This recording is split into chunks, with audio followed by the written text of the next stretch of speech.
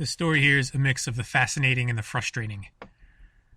So it says, when it comes to vaccinating their babies, bees don't have a choice. Stupid humans, what's with this choice stuff? Just get them vaccinated. So this is the fascinating part. So in a honeybee colony, the queen rarely leaves the nest, so worker bees must bring food to her. Forager bees can pick up pathogens in the environment while gathering pollen and nectar. Back in the hive, worker bees use the same pollen to create royal jelly, a food made just for the queen that incidentally contains bacteria from the outside environment.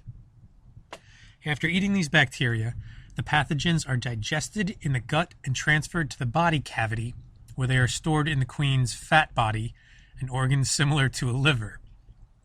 Pieces of the bacteria are then bound to vitellogenin, a protein, and carried via blood to the developing eggs. Because of this, bee babies are vaccinated and their immune system better prepared to fight diseases found in their environment once they are born. Vitellogenin is the carrier of these immune priming signals, something researchers did not know until now. But now that we know, we can use it to our advantage to ruin the environment. So the door is now open to creating edible and natural vaccines for insects. Those, I guess, that do have a choice. It says we're patenting a way to produce a harmless, that needs to be in quotes, vaccine, as well as how to cultivate the vaccines and introduce them to beehives through a cocktail the bees would eat. They would then be able to stave off disease. But they're not just going to mess with the bees and other insects. There's far-reaching benefits, in quotes, for other species, as well as substantial positive impacts on food production. Ooh, good, us too.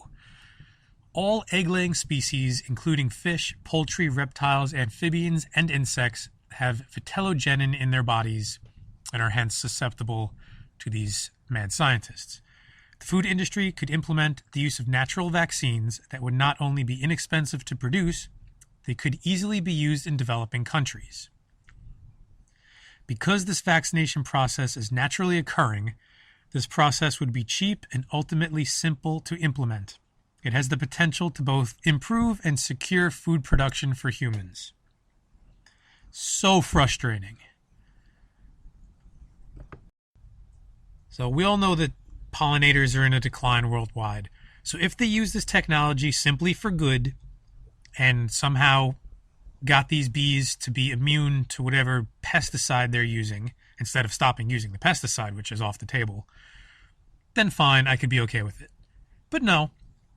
All insects, all poultry, anything on this planet that lays an egg is now at risk to be vaccinated at any time once they figure out the best way to do this. But not only that, the end goal, we all know they don't give a rat's whatever about insects and chickens and all. They just want to get it to us. So if they can attach whatever they feel like to vitellogenin and get it into our food supply, simple and easy, that's exactly what they're going to do without anybody knowing it. And that's really